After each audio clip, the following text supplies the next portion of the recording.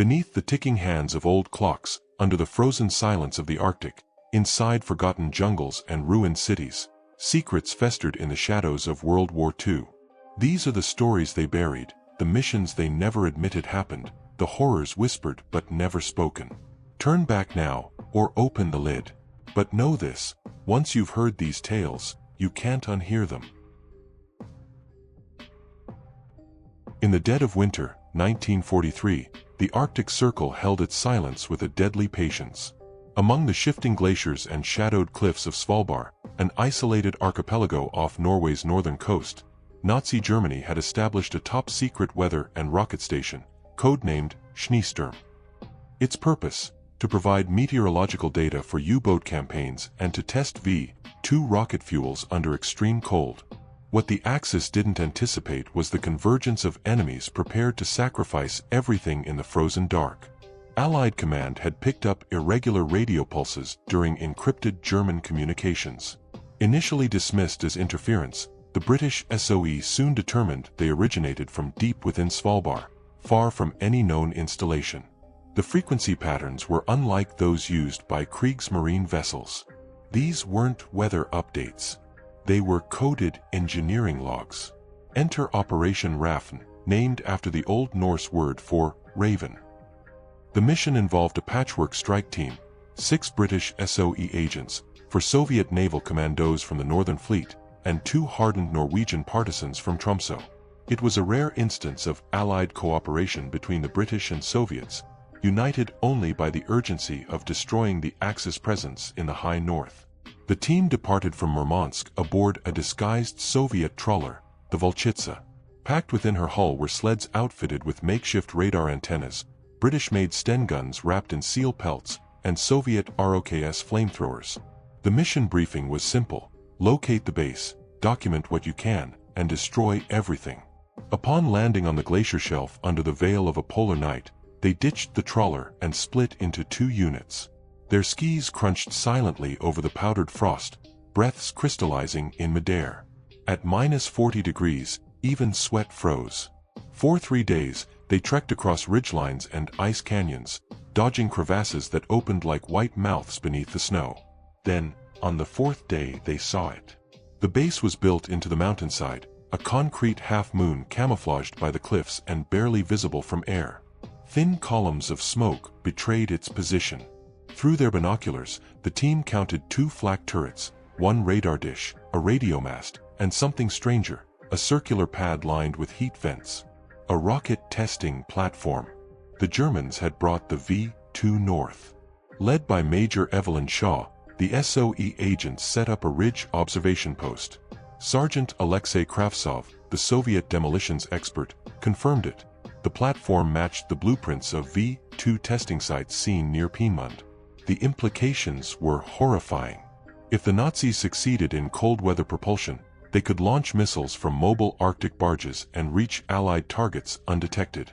On January 17th, under cover of a sudden snowstorm, Operation Raven began its assault. The first phase was silent infiltration. Using the storm as cover, the team crawled down the mountainside and approached the perimeter fence. One of the Norwegian partisans, Leif Gunnarsson, disabled the alarm line with a pair of frostbitten fingers and a rusted wire hook. Inside the compound, the team split. Shaw's squad would sabotage the fuel depot, while Kravtsov's group targeted the rocket platform. The resistance fighters would plant charges along the communication arrays. As Shaw and Corporal Judith Black crept through a storage tunnel, they found rows of frozen canisters labeled Kultimischung, antifreeze compound for V-2 propellants. Black, a chemist before the war, confirmed it. The Nazis had cracked a formula to launch rockets even in sub-zero. They wired the depot with plastic explosives and set a timer. Meanwhile, Kravtsov's team reached the platform. But they weren't alone. A German technician emerged, cigarette in hand, and spotted them. The alarm went off. All silence was shattered. Spotlights blazed through the snowfall. Sirens screamed like dying wolves. Gunfire erupted from the barracks. Shaw screamed through the radio, "Blow it early! We're compromised." The Norwegians triggered the first wave of charges, disabling the flak guns. Kravtsov lit the platform charges as machine gun fire tore through the storm. 2 Soviets were cut down before they could retreat. Inside the base, panic erupted. German officers, half-dressed, fumbled with MP-40s as flames engulfed the fuel depot. Explosions rippled across the complex, sending chunks of ice and steel skyward. Black was thrown by the blast into a snowbank, her face bloodied. Shaw dragged her back to the rendezvous line under fire. The survivors regrouped at the edge of the cliff, only to find their sleds destroyed by stray gunfire. There was no retreat. Then, in the distance, they saw flares, green and red. The Volchitsa had returned, lured back by the storm's end and the sound of explosions. With minutes to spare, the remaining members descended an ice chute to the frozen shoreline, bullets whistling behind them. The team lost 5 operatives. Only one of the Soviets made it back. The base was destroyed. More importantly, intelligence retrieved from the charred remains revealed an Axis plan for Arctic launch stations disguised as fishing outposts, plans that were never realized. For decades, the operation remained classified, buried in conflicting British and Soviet archives. It wasn't until 1991, after the fall of the Soviet Union, that partial records surfaced. Shaw died in obscurity, her medals unclaimed. Kravtsov was reportedly imprisoned by the NKVD for compromised loyalties.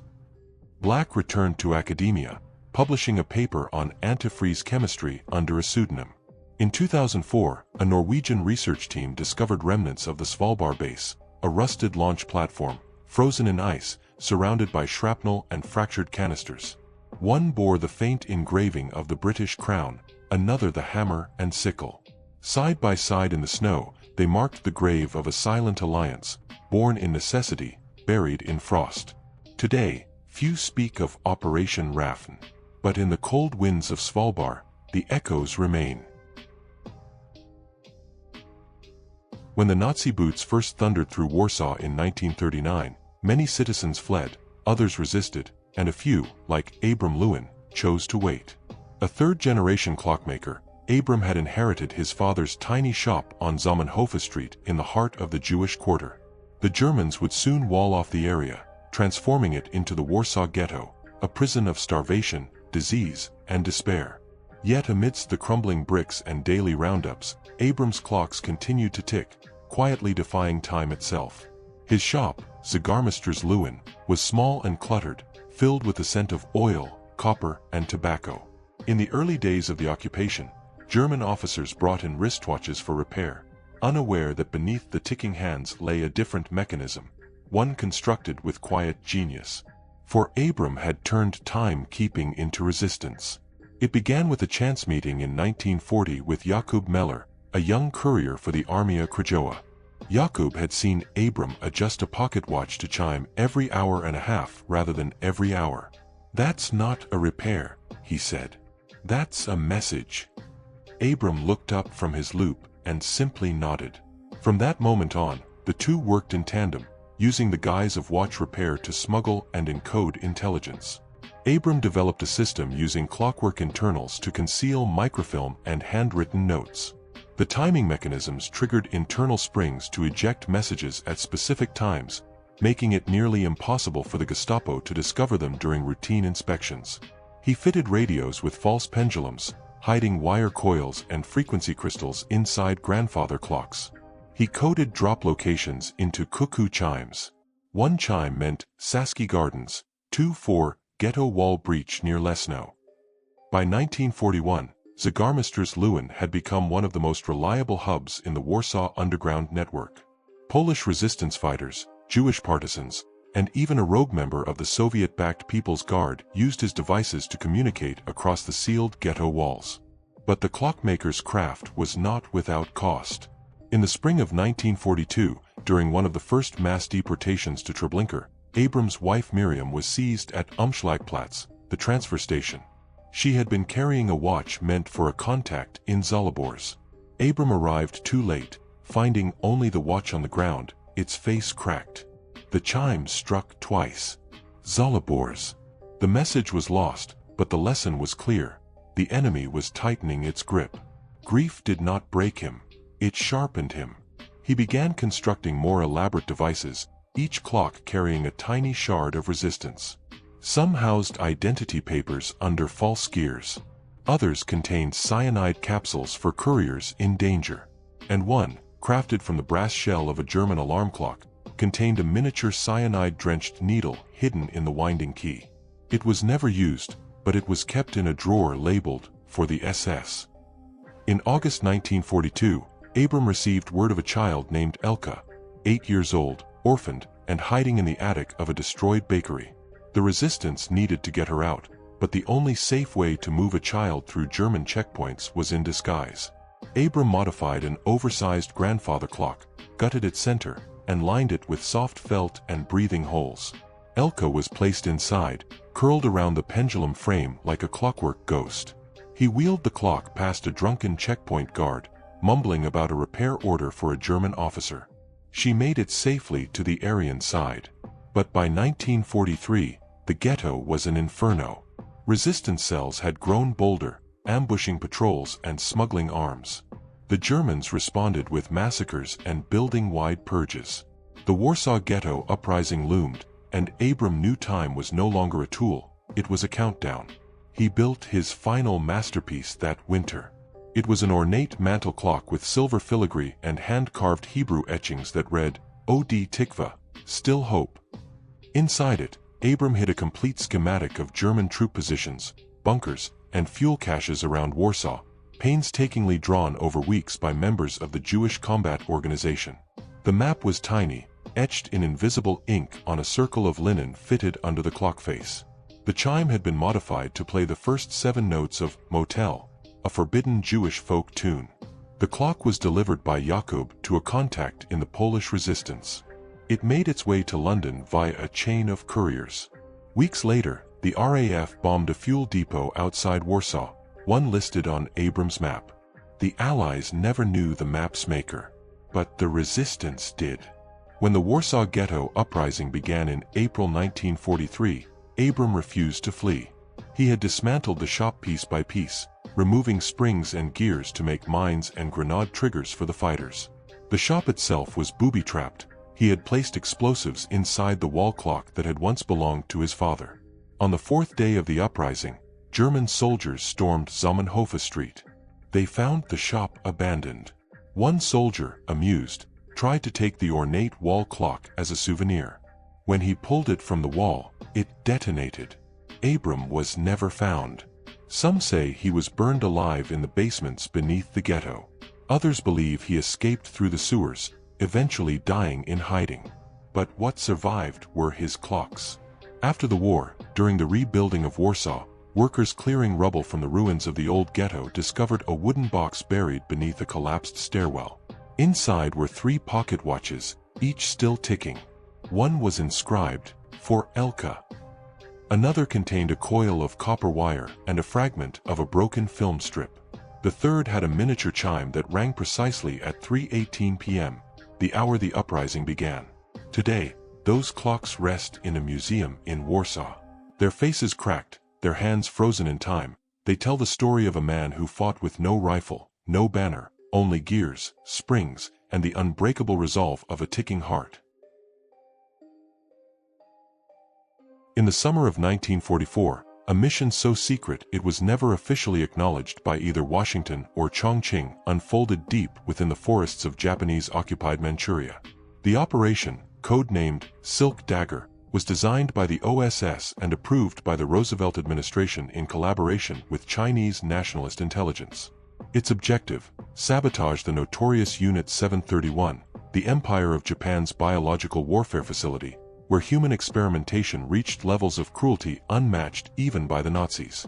At the heart of the operation was a hand-picked team of 6 operatives. 4 were Japanese-American linguists trained in cryptography, interrogation, and field medicine. The other 2 were Chinese partisans from the anti-Japanese underground, hardened veterans of years spent ambushing supply lines and destroying bridges. Together, they formed a team bound not by nationality but by vengeance and necessity. The leader, Lieutenant David Nakamura, was a Nisei from San Francisco. His family, interned at Tule Lake, had been labeled disloyal, for refusing to renounce their heritage. Nakamura volunteered for the mission not just to fight Japan, but to reclaim his identity in the face of a country that had cast him out. Fluent in Japanese and Mandarin, with a background in engineering, he was the perfect field operative for the OSS. The insertion took place under a moonless sky in late July. Flying aboard a modified C-47, the team parachuted into the Daxing Anling forest. They landed within 30 kilometers of Pingfong, the nerve center of Unit 731. Their drop zone had been secured by Chinese guerrillas who had already lost 3 men to Japanese patrols. The ground was wet with summer rain, the trees humming with insects and the distant hum of Imperial trucks. For 3 days, the operatives moved only by night. By day, they hid under mossy thickets or inside foxholes covered with reeds. Along the way, they encountered horrors. Burnt villages, skeletons of Chinese families crucified along tree lines, and diseased cattle roaming near poisoned streams. The Japanese had turned the region into a laboratory of death. Their mission was twofold: acquire photographic evidence of Unit 731's atrocities and sabotage its rail-linked supply depot, effectively choking off the transport of infected biological agents to the front. On August 3rd, they made contact with Lao Hu, the Chinese codename for a mole within the compound. A former assistant medic, Lao Hu had witnessed what he called hell in steel walls, vivisections on living prisoners, frostbite experiments, gas chamber trials, and field tests of plague bombs dropped on civilian villages. His information was limited. He had escaped weeks earlier, but he had memorized the layout of the research wing. Nakamura and 2 others infiltrated the perimeter by posing as Japanese soldiers. Their forged documents, meticulously recreated in India by OSS experts, passed inspection. Once inside the depot grounds, they planted small, concealed cameras within their belts and lapels. What they captured: children shackled in cages, rooms filled with frozen limbs, Japanese scientists in white coats and surgical masks, was so disturbing that when the film was later shown in Washington, half the room left before the reel ended. On the second night, they prepared the sabotage. Nakamura placed explosives under the railway trestle, timed to detonate just as the next supply train carrying experimental agents was due to depart. A critical element of the plan was ensuring the detonation wouldn't release biological material into the air. The team used shaped charges designed to sever steel while containing combustion. It was the first use of precision explosives by OSS field units in Asia. But not all went according to plan. While retreating from the depot, Corporal Takashi Mori, another Nisei operative, was spotted by a Japanese patrol. He spoke fluent Japanese, but the tension in his voice betrayed him. When questioned, he faltered, giving the wrong regiment code. Gunfire erupted. The team split. Mori stayed behind, leading the patrol away. He was wounded, captured, and later executed. His body was discovered post-war in a mass grave outside Pingfong. He was 23 years old. The rest of the team exfiltrated via the Heihe River, guided by guerrillas through mosquito-choked marshes. The train detonated at precisely 2:14 on August 6, incinerating the cargo and collapsing 2 spans of track. For 2 weeks, the region's biological shipments ceased. The sabotage likely prevented the deployment of plague bombs to the Philippines and possibly Australia. Unbeknownst to the team, their extraction coincided with a global turning point. On the same day as their sabotage, August 6, 1944, another weapon of unspeakable power was being readied in the New Mexico desert. The age of nuclear warfare was dawning, but the shadows of Manchuria would remain hidden for decades longer. The OSS, fearing diplomatic fallout with post-war Japan, buried Operation Silk Dagger under layers of classified reports. The surviving operatives were reassigned or quietly dismissed. Nakamura returned to the U.S. under a false name and worked as a janitor at a naval base until his death in 1978. His role in the operation remained a secret even to his children. It wasn't until 1995 that fragments of Silk Dagger surfaced, when declassified files referenced an unconfirmed biological sabotage in Pingfong.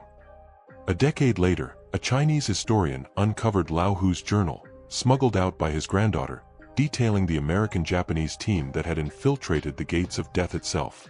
Today, there is no monument to Operation Silk Dagger. Unit 731 site has been turned into a museum, but the role played by Japanese Americans in its partial dismantling is unacknowledged. Yet among historians, a few now speak of Nakamura and Mori as ghost soldiers, men who crossed lines of culture and country, bound not by flag, but by a moral obligation to stop evil. In the forests of Manchuria, the trees still whisper their names. On the morning of November 8, 1944, the B-17G flying fortress known as Liberty Belle lifted off from RAF Bassingbourn for what was meant to be a routine bombing run over the industrial outskirts of Essen, Germany. She was one of hundreds in the 91st Bomb Group, a sky-filling wave of steel and thunder bound for the heart of the Nazi war machine. Her crew, 10 men, mostly barely out of high school, had flown 13 missions together. This would be number 14. Captain Raymond Cole, 24, from Kentucky, was in command. He was steady-handed and soft-spoken, the kind of man who'd rather check weather reports twice than rush a takeoff. His co-pilot, First Lieutenant Edward "Eddie" Sloan, was younger, louder, and always had a harmonica in his vest pocket. Navigator Saul Berger, the only Jewish crewman, was obsessed with maps and drew little stars on each city they bombed. The waist gunners were twins from Iowa, James and John Halley, known for synchronizing their fire. The others, too, each had stories. But by dusk, most would be gone. Crossing the Rhine, they encountered flak, more intense than usual. A black sky of coughing explosions.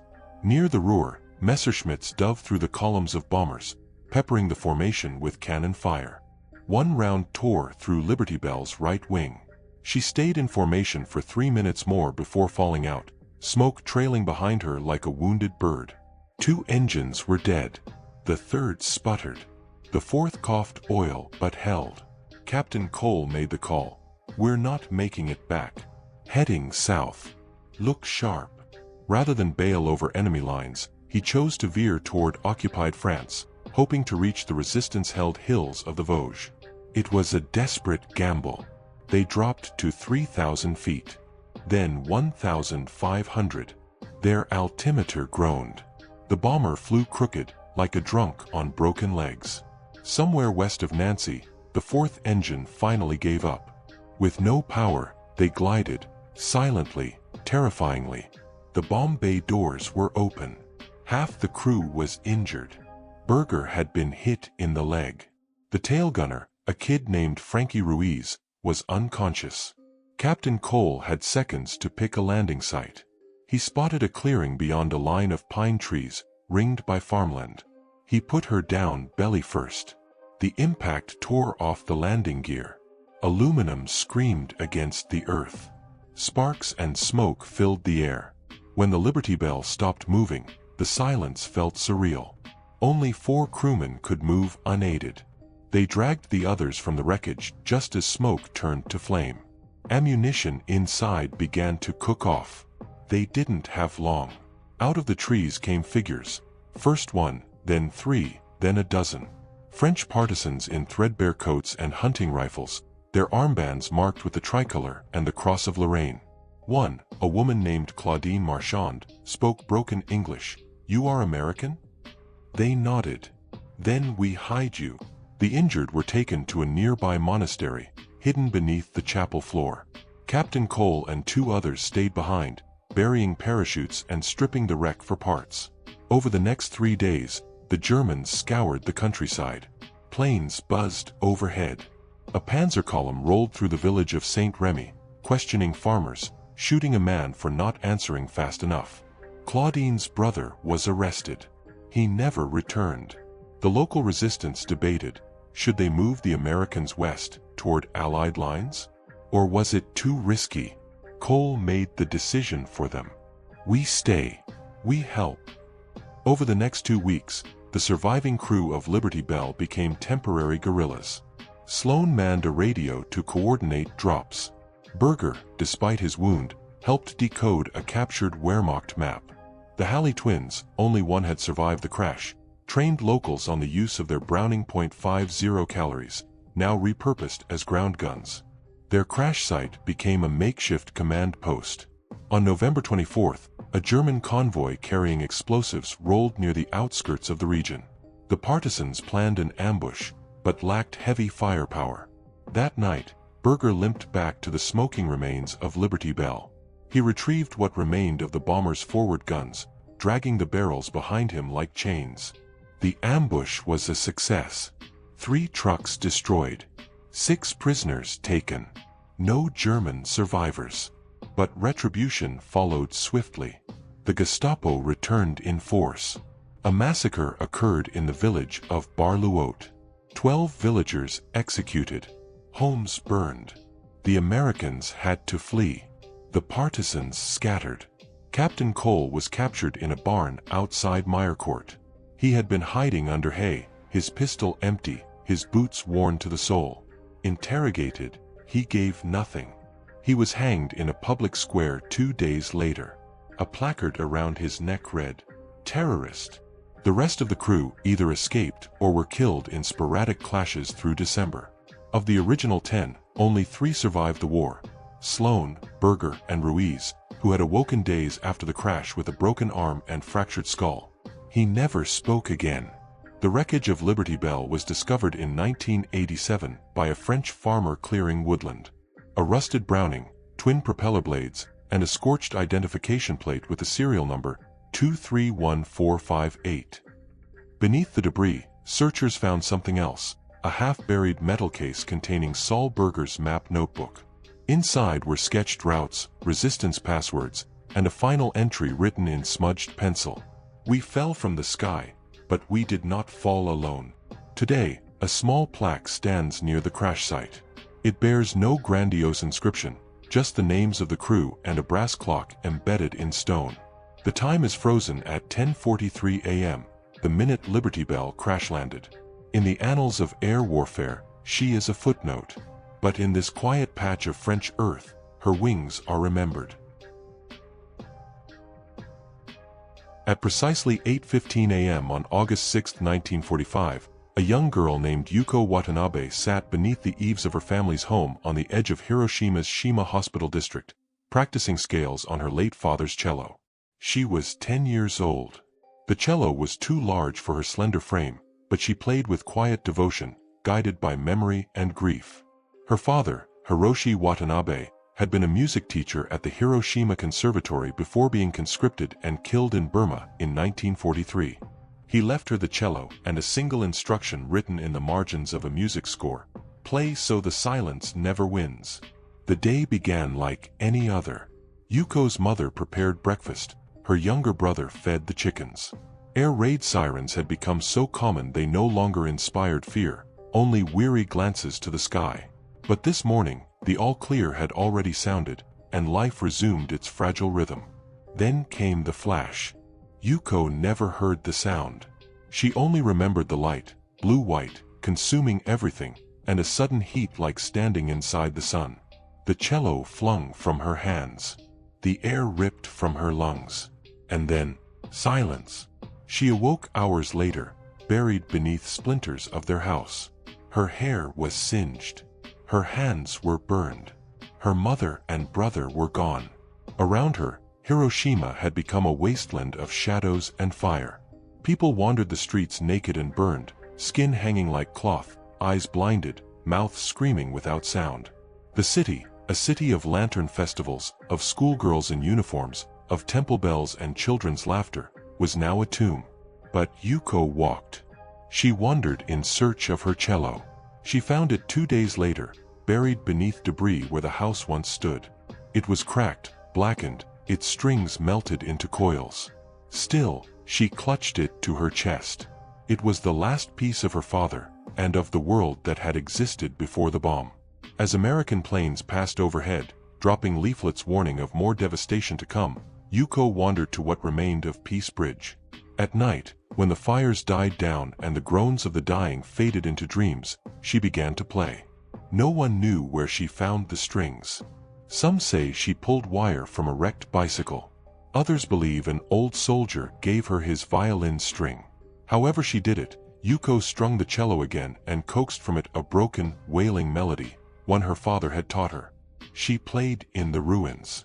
For the dead, for the living, for those too numb to cry. Her fingers, wrapped in bandages, bled each night. Yet her music became the sound of Hiroshima's soul, carrying through the smoke and ash like the fading breath of a dying star. Then one evening, an American reconnaissance plane flew over Hiroshima. A gunner aboard, Sergeant Ellis Conroy, operated a mounted camera meant to record post-bombing damage. As he panned across the shattered skyline, he paused. There, amid the ruins, was a girl. Small, still, holding a blackened cello to her side. He snapped the photo. The image would later become infamous, appearing in magazines, propaganda, and anti-nuclear literature. A child in rags, framed by skeleton buildings, playing a silent requiem. But no one knew who she was. Yuko remained a mystery. After a brief stay at an overcrowded clinic, she disappeared. Some say she died in the typhus outbreaks that followed. Others claim she was taken in by Buddhist monks and lived quietly in the countryside. The truth, as with so many stories from Hiroshima, was buried with the ashes. But the cello remained. In 1972, during the construction of a memorial near Peace Bridge, workers unearthed a case half buried beneath scorched earth. Inside was the cello, charred, cracked, but intact.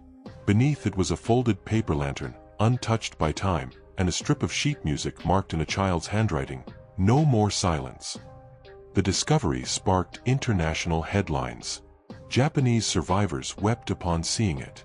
American musicians traveled to Hiroshima to honor the unknown girl. One, cellist Matthew Hirsch, composed a requiem called Lanterns for the Ashes, inspired by the haunting image captured by Conroy's lens. Eventually, the cello was restored by master luthiers in Tokyo. It could no longer play with perfect pitch, but when bowed gently, it released a soft, ghostly hum. In 1995, the 50th anniversary of the bombing, the instrument was played during a peace concert at the Hiroshima Peace Memorial Park. The performer, a 12-year-old girl named Aiko Ishikawa, wore a simple kimono and bowed once to the audience. She played the same melody Yuko had once practiced beneath her eaves. The sound floated into the air as paper lanterns drifted along the Motoyasu River. Some say the cello now rests in a glass case at the Hiroshima Peace Museum. Others whisper that it is still played, in private, on the anniversary of the bombing, by a lineage of students who passed down the melody in secret. What is known is this: the music never stopped. Yuko Watanabe became more than a girl. She became a symbol, not of war, not even of peace, but of memory, a reminder that even in the wake of fire and silence, a child can play, and a city can listen. They called her the Lantern Girl, the girl with the ghost cello, the music of Hiroshima. And though her voice is gone, her melody lingers. You've seen what lies beneath the surface of the war you thought you knew: hidden alliances, ghost missions, crimes without punishment. The silence of the past is never empty. It echoes, and sometimes it screams. Close the box now, if you still can. But don't forget, some clocks never stop ticking.